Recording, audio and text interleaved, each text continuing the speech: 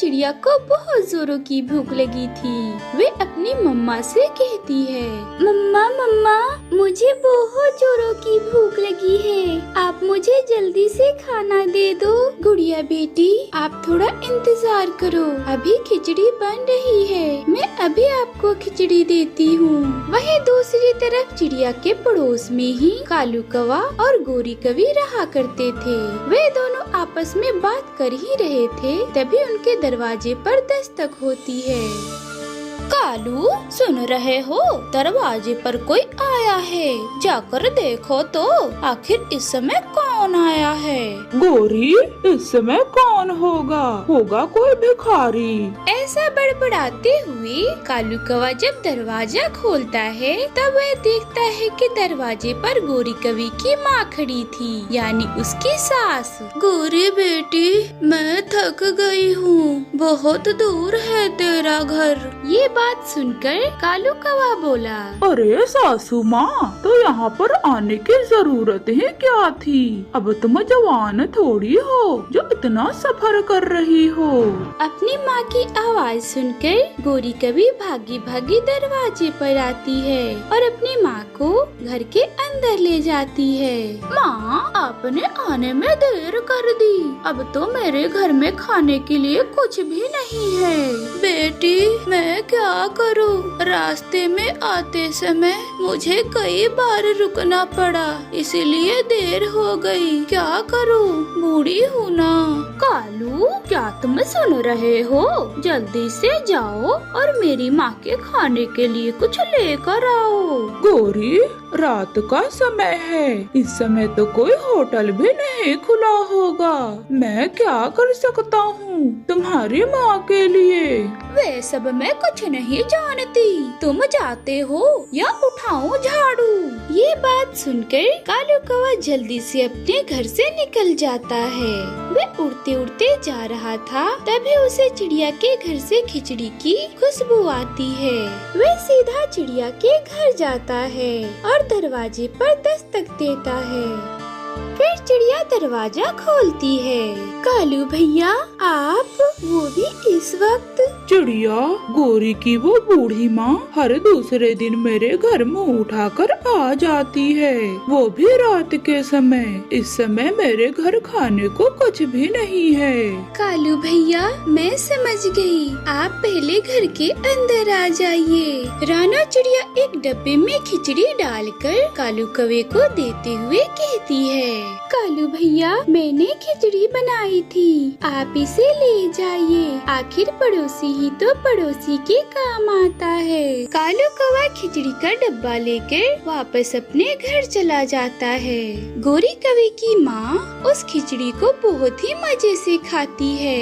गोरी बेटी तुम्हारे पड़ोसी के हाथ में तो जादू है, ये खिचड़ी बहुत ही स्वादिष्ट है, एक बार खाने के बाद दिल कर रहा है कि बार बार खाऊं। अब दोबारा खिचड़ी नहीं देगी चिड़िया, उसने मुझे बाहर निकालते ही दरवाजा बंद कर दिया था। माँ जी अब सो जाओ। पड़ोसी ही पड़ोसी की मदद करता है, ये बात चिड़िया तो जानती थी, मगर वे कौवे बहुत ही बुरे थे, वे ऐसा नहीं करते थे। एक दिन रानू चिड़िया को बहुत तेज बुखार हो जाता है, तो वे अपनी बेटी गुड़िया से कहती है, गुड़िया बेटी आप पड़ोसन गोरी से कहो कि आकर खाना बना ले। मम्मा मैं बना लेती हूँ रोटी। नहीं गुड़िया बेटी आपके पंख भी बहुत छोटे हैं, आपसे नहीं बनेगी। फिर गुड़िया अपने पड़ोसन गोरी कवि के घर जाती है। गोरी आंटी मुझे मम्मा ने भेजा है, मम्मा को बहुत ही तेज बुखार है, आप हमारे घर आकर हमारे लिए खाना बना दें। मैं खाना बना दूं? क्या मतलब है तुम्हारा? मैं तुम्हारी मम्मा के नौकर हूँ। गौरी आंटी आप ऐसा ऐसा क्यों कह रही हो? मम्मा ने कहा था कि पड़ोसी ही पड़ोसी के काम आता है। उस दिन तेरी माँ ने थोड़ी सी खिचड़ी क्या दे दी, मुझे तो अपना नौकर ही समझ लिया। आज खाना बनाने को कह रही है, कल मुझसे कपड़े धुलवाएगी। चल चल भाग यहाँ से, बड़ी आई चू चू करने वाली। गुड़िया चुपचाप वहाँ से चली जाती है। गुड़िया के जाते ही कालू ने गौरी से कहा, गौरी ये क्या किया तुमने? वो चिड़िया भी तो उस दिन हमारे काम आई थी। कालू चुप हो जाओ, मैंने नहीं कहा था कि जाकर चिड़िया के घर से खिचड़ी लाओ। तुम गए थे, तो अगर तुम्हें चिड़िया की इतनी ही फिक्र है तो तुम जाकर बनाओ चिड़िया का खाना। हाँ हाँ, सारी गलती तो मेरी ही है। तुम माँ बेटी तो बहुत भोली हो। उस दिन तेरी माँ खिचड़ी तो ऐसे खा रही थी जैसे वो तेरी नहीं मेरी माँ हो। गुड़िया अपने घर जाती है और वह अपनी मम्मा से कहती है, मम्मा वो कभी तो नहीं मानी, कोई बात नहीं, हम कल खाना खा लेंगे, अब हमें सो जाना चाहिए। उस रात गुड़िया और उसकी मम्मा भूखे पेट ही सो जाती हैं।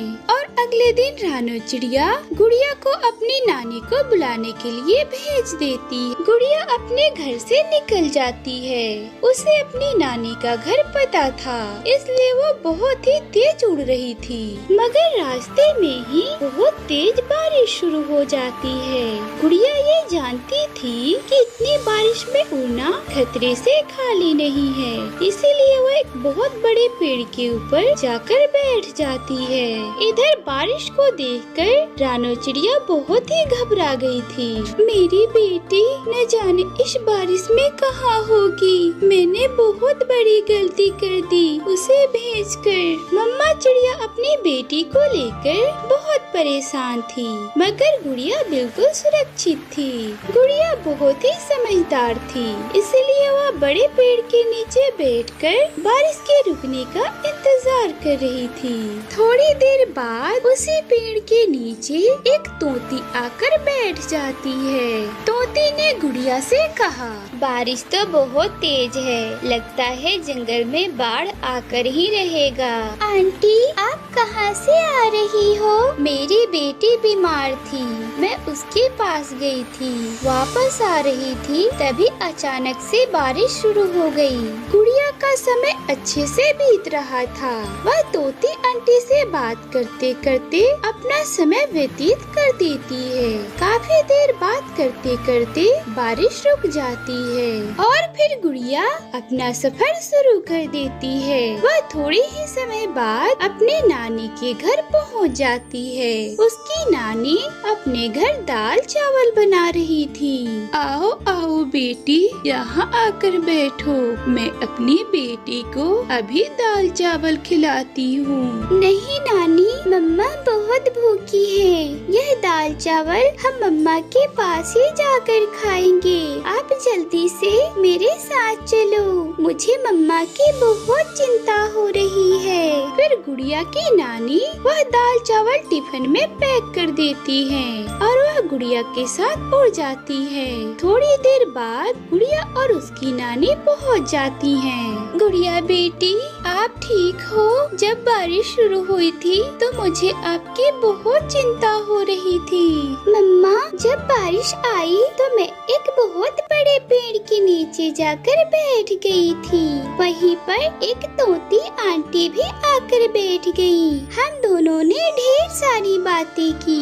गुड़िया बेटी आप जल्दी से जाओ और रसोई से प्लेट लेकर आओ, मैं दाल चावल पहले आपकी मम्मा को देती हूँ। फिर गुड़िया जल्दी से जाकर रसोई से प्लेट लेकर आती है। नानी उसमें दाल चावल परोसकर गुड़िया और उसकी मम्मा को देती है। वह माँ बेटी पेट भरकर दाल चावल खाती हैं। और इधर दूसरी तरफ गोरी कवि के दरवाजे पर एक बार फिर से दस्तक होती है। गोरी जाओ जाओ, दरवाजे पर देखो कौन है, ऐसे बैठकर मेरी तरफ क्यों देख रही हो? फिर गोरी कवि जाती है और दरवाजा खोलती है। वह जैसे ही दरवाजा खोलती है तो वह देखती है कि दरवाजे पर उसकी माँ खड़ी थी। गोरी बेटी, तेज बारिश के कारण मेरा घर टूट गया है, इसलिए मैं तुम्हारे घर आई हूँ। मुझे बहुत जोरों की भूख लगी है। अगर तुम्हारे घर कुछ खाने को नहीं है तो पड़ोसी के घर से ही कुछ खाने को ले आओ। गोरी कवि अपने माँ की तरफ ही देखे जा रही थी और वह अपने मन में सोच रही थी कि आज वह अपनी माँ को खाने को क्या देगी, क्योंकि चिड़िया तो आज उसकी मदद नहीं करने वाली थी। माँ, पहले तुम घर के अंदर आ जाओ। फिर गोरी कवि और उसकी माँ दोनों घर के अंदर आ जाती हैं। ये देखकर कालू ने अपने मन में सोचा कि इस बार फिर से गोरी उसे खाना लाने के लिए कहेगी। ऐसा सोचकर कालू ने गोरी से कहा, सुनो गोरी, इस बार तो मैं खाना लाने वाला नहीं हूँ। जाओ जाओ, तुम्हें चिड़िया के घर जाओ और खाना लेकर आओ। ऐसा कहकर कालू कौवा सो जाता है और गोरी कवि सोचने लगती है, अगर उसने कल चिड़िया की मदद की होती तो आज चिड़िया भी उसकी मदद जरूर करती। प्यारे दोस्तों, अगर आपको हमारी कहानी पसंद आई है तो आप इसे लाइक करें और हर दिन ऐसे ही नई नई कहानियों को देखने के लिए आप हमारे चैनल को सब्सक्राइब जरूर करें। आपका धन्यवाद। सुंदरवन नाम का एक बहुत ही खूबसूरत जंगल था। उस जंगल में बहुत सारे पक्षी रहा करते थे और उस जंगल में कुछ ही दिनों में बारिश का मौसम आने ही वाला था। इसीलिए रानो चिड़िया अपने सभी दोस्तों से कहती है, सुनो दोस्तों, जंगल में अब बारिश का मौसम आने ही वाला है, मगर अभी तक हमने अपना घोंसला तैयार नहीं किया है। इसीलिए मुझे डर है कि कहीं अभी बारिश शुरू ना हो जाए। बारिश शुरू होने से पहले ही मेरे ख्याल से हमें अपना मजबूत घर बना लेना चाहिए, ताकि बारिश में हमें कोई भी परेशानी ना झेलनी पड़े। भूरा चिड़ा रानो चिड़िया की बात सुनकर सहमति जताते हुए सभी पक्षियों से कहता है, हाँ हाँ रानो चिड़िया, तुम बिल्कुल सही कह रही हो। हमने अभी तक अपना घोंसला तैयार नहीं किया है। हम सभी को अपना अपना घोंसला जल्द से जल्द तैयार कर लेना चाहिए, क्योंकि बारिश का कोई भरोसा नहीं, कब तूफानी रूप ले ले। इसलिए हमें जल्दी ही अपना घोंसला तैयार करना होगा। ये बात सुनकर कालू कौवा कहता है, अरे अरे रानो चिड़िया और भूरे भाई, तुम लोग इतनी जल्दी घर बनाओगे, मगर इतनी भी जल्दी क्या है? अभी तो बारिश का मौसम शुरू होने में बहुत टाइम है। मैं तो अपना घर बाद में बनाऊंगा आराम से। अभी से परेशान होने की क्या जरूरत है? अरे नहीं नहीं कालू भैया, मौसम का क्या भरोसा, कब बारिश शुरू हो जाए। इसलिए हमें पहले से ही तैयार रहना होगा और हमें अपना घोंसला बना लेना चाहिए, ताकि हमें आगे किसी भी परेशानी का सामना ना करना पड़े। ये बात सुनकर कालू कौवा मन ही मन सोचने लगता है, मैं इन्हें आराम से घोंसला बनाने देता हूँ। जब ये घोंसला बना देंगे तब मैं इन्हें डरा धमका कर इनके घोंसले से भगा दूंगा। फिर मुझे बना बनाया घोंसला मिल जाएगा और मुझे मेहनत करने की जरूरत भी नहीं पड़ेगी। हाँ, यही ठीक रहेगा। कालू कौवा ये बात मन ही मन सोच रहा था। तभी भूरा चिड़ा कालू कौवे से कहता है, अरे ओ कालू कौवे, तो तुम हमारे साथ घोंसला बनाने के लिए लकड़ियाँ इकट्ठा करने चल रहे हो या नहीं? नहीं नहीं, मैं नहीं जाऊंगा। तुम लोग जाओ और लकड़ियाँ इकट्ठा करके अपना अपना मजबूत घोंसला बना लो। मैं अपना घोंसला बाद में बना लूंगा।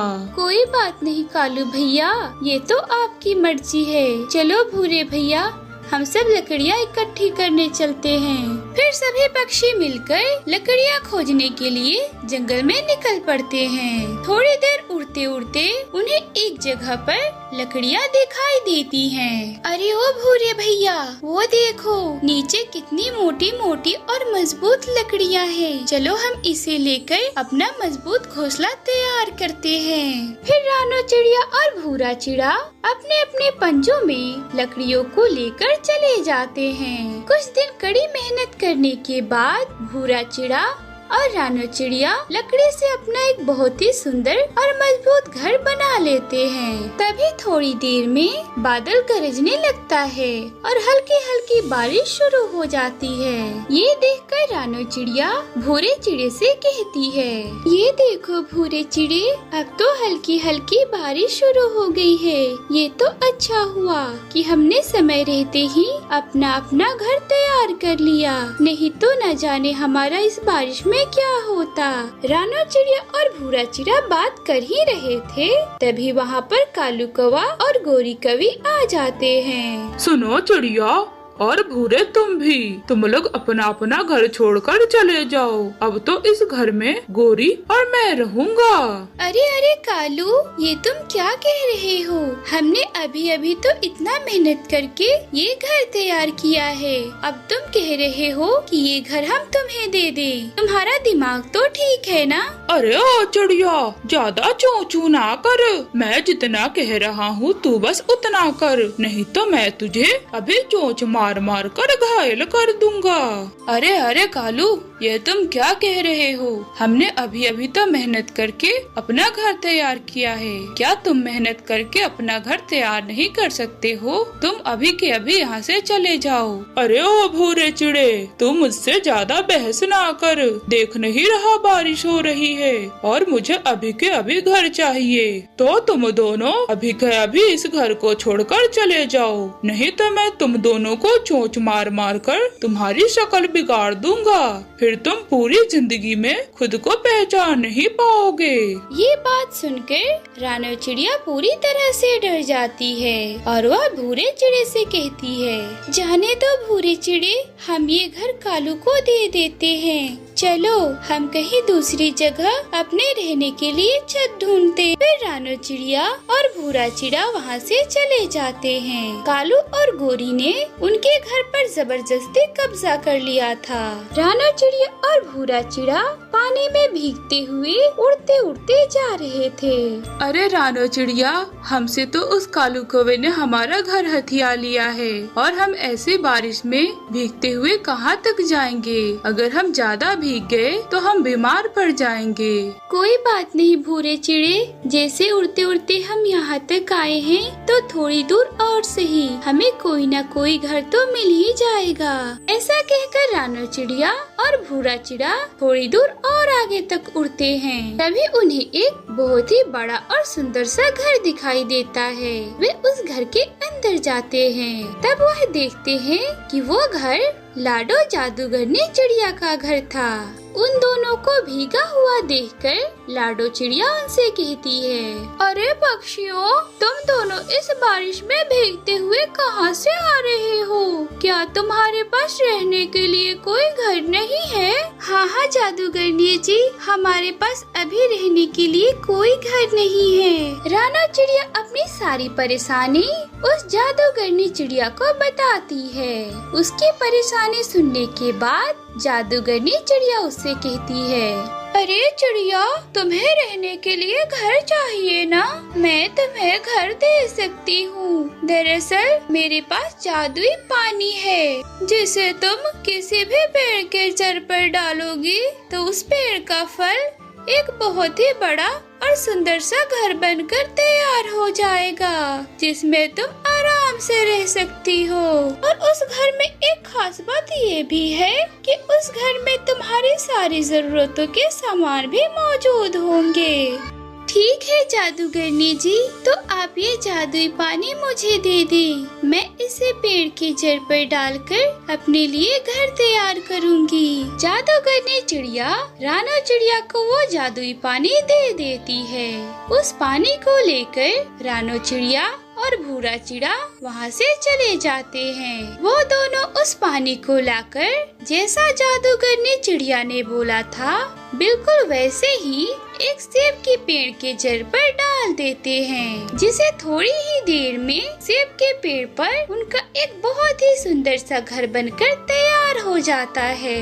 सेब के घर को देखकर वो दोनों बहुत खुश होते हैं। फिर वह दोनों जल्दी से सेब के घर के अंदर चले जाते हैं। चिड़िया, ये घर तो सच में बहुत सुंदर है। चाहे कितनी भी बारिश हो जाए, लेकिन हमें कोई फर्क नहीं पड़ेगा। हाँ हाँ भूरे चिड़े, ये घर तो बहुत अच्छा है। हम इस घर के अंदर से इस बारिश का मजा ले सकते हैं। वो दोनों अपने सेब के घर को बहुत ही एंजॉय कर रहे थे। तो वहीं दूसरी तरफ कालू कौवा और गोरी कवि का घर तेज हवा और बारिश के कारण टूट गया था। वह दोनों बारिश में भीग रहे थे। फिर वह दोनों उड़ते उड़ते चिड़िया के सेब घर के पास आते हैं। अरे ओ चिड़िया, तुमने अपना इतना सुंदर सेब का घर कहाँ से बनाया? हमें भी अपने घर के अंदर आने दो, क्योंकि हमारा घर तो टूट गया है। जाओ जाओ, भागो यहाँ से। मैं तुम्हें अपने घर के अंदर नहीं आने दूंगी, क्योंकि तुमने हमारा घर जबरदस्ती हमसे हथियाया था। वो कहावत तो तुमने सुना ही होगा ना, जैसी करनी वैसी भरनी। तुम दोनों की यही सजा है। तुम दोनों इसी बारिश में भीगते रहो। कालू और गोरी खुले आसमान के नीचे बैठकर भीग रहे थे और उन्हें अपनी गलती पर पछतावा हो रहा था, क्योंकि उन्होंने जैसा किया था वैसा ही उन्हें मिला था। जंगल में मई और जून का महीना चल रहा था। गर्मी बहुत ज्यादा पड़ रही थी। ऐसी गर्मी से पक्षियों का बहुत बुरा हाल था। एक दिन चिड़िया पेड़ के ऊपर बैठी हुई थी। उसी पेड़ पर कबूतर भी बैठा हुआ था। चिड़िया कबूतर से कहती है, कबूतर भैया, इस बार तो गर्मी बहुत ज्यादा पड़ रही है। ऐसा लग रहा है ये गर्मी अब की बार हमें मार ही डालेगी। ऐसी गर्मी से तो नदी का पानी भी गर्म हो गया है और गर्म पानी होने के कारण नदी का पानी सूख रहा है। अगर गर्मी ऐसी ही पड़ती रही तो हमें बहुत मुसीबतों का सामना करना पड़ेगा। चिड़िया, तुम चिंता क्यों कर रही हो? बस आज रात की ही तो बात है, कल से हमें गर्मी नहीं लगेगी। कबूतर भैया, मेरी समझ में तो कुछ भी नहीं आ रहा है। आखिर आप कहना क्या चाहते हो? हमें गर्मी नहीं लगेगी, मगर हमें गर्मी कैसे नहीं लगेगी? आप साफ साफ बताइए। रानो बहन, क्या तुम्हें नहीं पता? आज रात को ही सारे पक्षी शिमला के जंगल चले जाएंगे। क्या कालू और गोरी ने तुम्हें कुछ भी नहीं बताया? शायद वो लोग भूल गए होंगे। सभी पक्षियों ने अपना अपना सामान पैक कर लिया होगा, क्योंकि हमें आज रात को ही निकलना है। मैं भी अपना सामान पैक करने जा रहा हूँ और तुम भी अपना सामान पैक कर लो। हम सब आज रात को ही शिमला के जंगल के लिए निकल जाएंगे।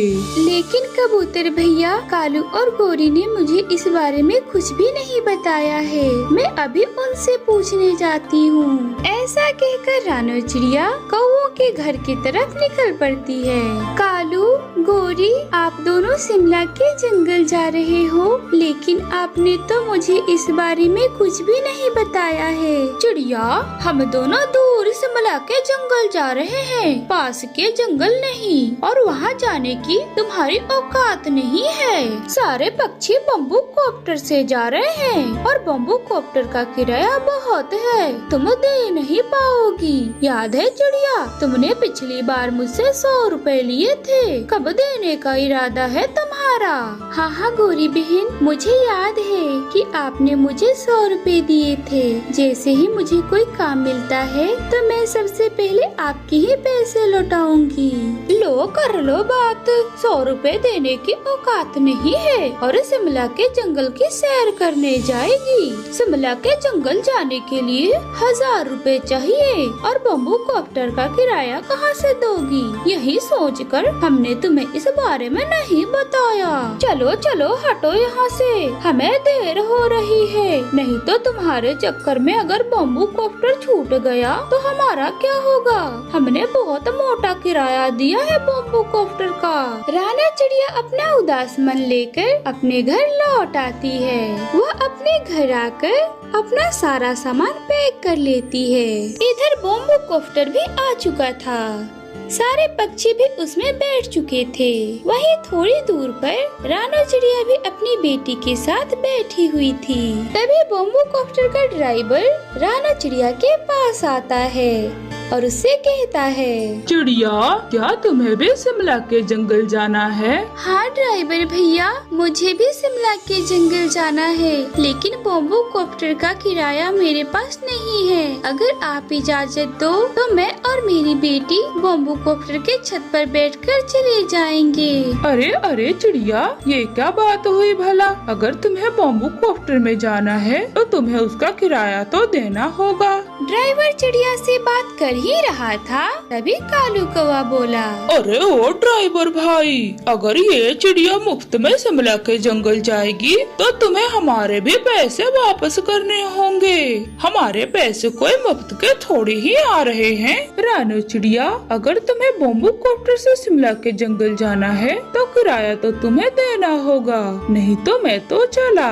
ऐसा कहकर बम्बू कॉप्टर का ड्राइवर अपना बम्बू कॉप्टर लेकर चला जाता है। चिड़िया वहीं पर उदास बैठी हुई थी। तभी गुड़िया रोने लगती है। चुप हो जाओ गुड़िया बेटी, आप क्यों रो रही हो?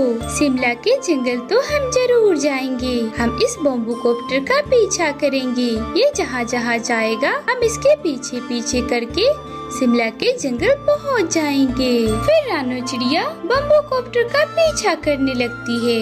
बम्बू कॉप्टर जैसे जैसे जा रहा था, रानो चिड़िया भी उसके पीछे पीछे जा रही थी। तभी अचानक से बम्बू कॉप्टर एक जगह रुक जाता है। अरे ड्राइवर भाई, क्या हुआ? अचानक से ये बम्बू कॉप्टर रुक क्यों गया? कालू भाई, बम्बू कॉप्टर का इंजन खराब हो गया है और ये कब तक ठीक होगा ये तो मुझे भी नहीं पता, इसलिए आप सब बम्बू कॉप्टर से नीचे उतर जाएं। सभी पक्षी अपना अपना सामान लेकर नीचे उतर जाते हैं। तभी थोड़ी ही देर में चिड़िया भी वहाँ पर पहुँच जाती है। कबूतर भैया, क्या हुआ? अचानक से ये बम्बू कॉप्टर यहाँ क्यों रुक गया? चिड़िया बहन, बम्बू कॉप्टर का इंजन खराब हो गया है और ये कब तक ठीक होगा इसका तो कोई पता नहीं।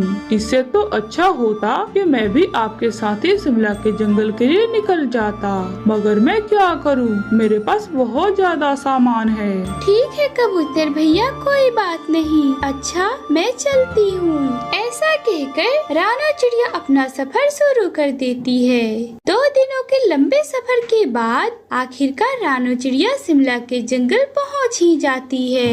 अरे वाह मम्मा, ये जगह कितनी ठंडी है। यहाँ तो चारों तरफ बर्फ ही बर्फ पड़ रहे हैं। हाँ गुड़िया बेटी, ये जंगल तो सच में बहुत ठंडा है। वही हमारे जंगल में तो मानो कि जैसे आग बरस रहा है, इसीलिए तो हम शिमला के जंगल आए हैं। ऐसा कहकर रानो चिड़िया अपनी बेटी के साथ पूरे जंगल का आनंद उठा रही थी। तभी थोड़ी देर बाद एक तोता उनके पास आता है और रानो चिड़िया से कहता है, चिड़िया बहन, क्या तुम मेरे सेब के बाग की रखवाली करोगी? मुझे कोई भी पक्षी इस काम के लिए नहीं मिल रहा है। मैं तुम्हें इस काम के बहुत ही अच्छे पैसे दूंगा। बर्फबारी शुरू हो गई है और 1-2 दिन में यह जंगल सैलानी पक्षियों से भर जाएगा। बस तुम्हें ये देखना है कि बाग से कोई भी पक्षी सेब ना तोड़े। बोलो, क्या ख्याल है तुम्हारा? हाँ तोते भैया, मैं तो अभी अभी नया इस जंगल में आई हूँ। मुझे काम की बहुत जरूरत थी। आपका बहुत बहुत धन्यवाद कि आपने मुझे काम पर रखा। लेकिन तोते भैया, मेरे पास तो कोई घर नहीं है। अगर एक घर होता तो मैं उसमें अपनी बेटी को रख देती। अच्छा, तो यह बात है। तो तुम आज से ही मेरे बाग का काम शुरू कर दो और वहीं पर तुम अपने रहने के लिए बर्फ से घर भी बना सकती हो। तुम्हें कोई दिक्कत नहीं होगा। तुम अपनी बेटी के साथ वहाँ यहाँ पर आराम से रह सकती हो। ये बात सुनकर रानो चिड़िया बहुत खुश होती है। गुड़िया चिड़िया शिमला की बर्फबारी देखकर बहुत खुश थी और रानो चिड़िया भी सेब के बाग में नौकरी मिलने के कारण बहुत ज्यादा खुश थी।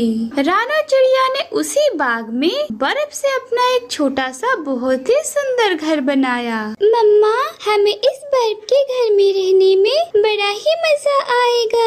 हमने बहुत अच्छा किया कि हम अपना जंगल छोड़कर यहाँ शिमला के जंगल में आ गए। हाँ हाँ गुड़िया बेटी, आप बिल्कुल सही कह रही हो। अब हम इस घर में बहुत ही मजे से रह सकते हैं और हमें यहाँ पर परेशान करने वाले वह दुष्ट कौवे भी नहीं हैं। रानो चिड़िया अपनी बेटी के साथ उस बर्फ के घर में बहुत ही मजे से रहने लगती है। प्यारे दोस्तों, अगर आपको हमारी कहानी पसंद आई है तो आप इसे लाइक करें और हर दिन ऐसे ही नई नई कहानियों को देखने के लिए आप हमारे चैनल को सब्सक्राइब जरूर करें। आपका धन्यवाद।